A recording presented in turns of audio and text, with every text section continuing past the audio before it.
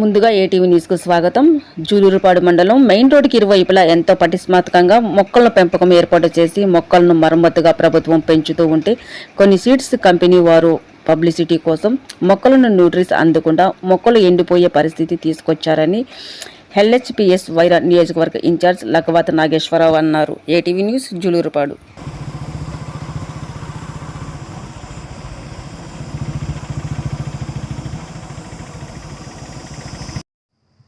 ATV news కు స్వాగతం. మనం భద్రాద్రి కొత్తగూడెం జిల్లా జులూరుపాడు మండలంలో ఉన్నాం. జులూరుపాడు మండలంలో మెయిన్ రోడ్డుకి అటువైపు ఇటువైపు చెట్లకి వాళ్ళ పబ్లిసిటీ కోసం పత్తి విత్తనాల కంపెనీలు, మిర్చి విత్తనాల కంపెనీ వారు ఆ బోర్డులు కొట్టి వాటికి న్యూట్రిన్స్ అందుకోకుండా చేసే పరిస్థితి కానొస్తుంది. దీనిపై మనకి ఇంకా పూర్తి సమాచారం ఇవ్వడానికి ఎల్హెచ్పిఎస్ వైరా నియోజకవర్గ ఇన్ఛార్జ్ లకవత్ నాగేశ్వరరావు గారు ఉన్నారు. నాగేశ్వరరావు గారి మాటలోనే మనం తెలుసుకుందాం.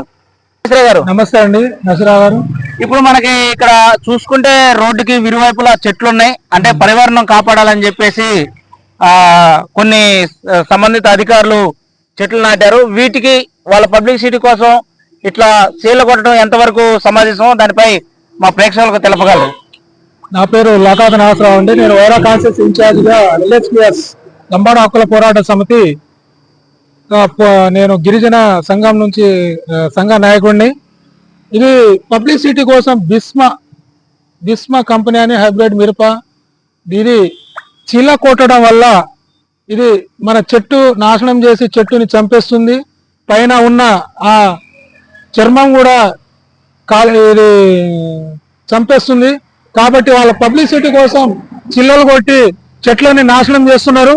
ఇంకో విషయం ఏంటంటే చెట్టుకు నాశనం చేయడంతో పాటు చాలా వాళ్ళు అగ్రికల్చర్ ఏవో నుంచి పర్మిషన్ తీసుకోవాలి.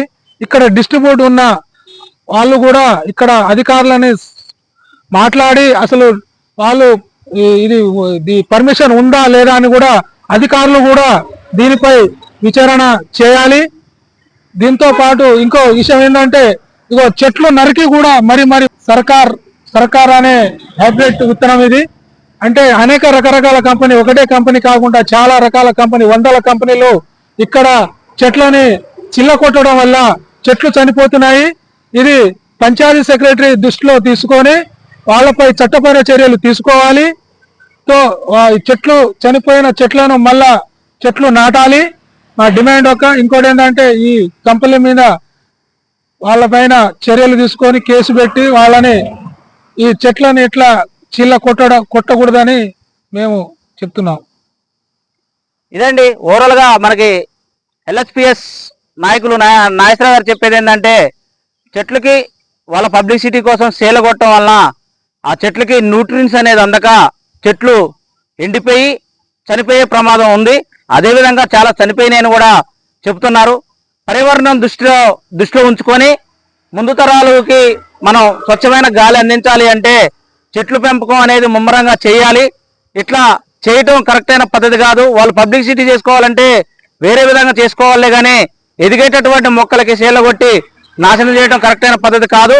ఎప్పటికైనా సంబంధిత అధికారులు వీటిపై చర్యలు తీసుకోవాలని చెప్పేసి ప్రధానంగా లకవత్ నాగేశ్వరరావు గారు డిమాండ్ చేశారు. ఇది కూడా వారు కూడా అధికారులు ఎంతవరకు చర్యలు తీసుకుంటారో మనం కూడా చూద్దాం. ఏటీవీ న్యూస్, భద్రాద్రి కొత్తగూడెం జిల్లా, జులూరుపాడు మండలం.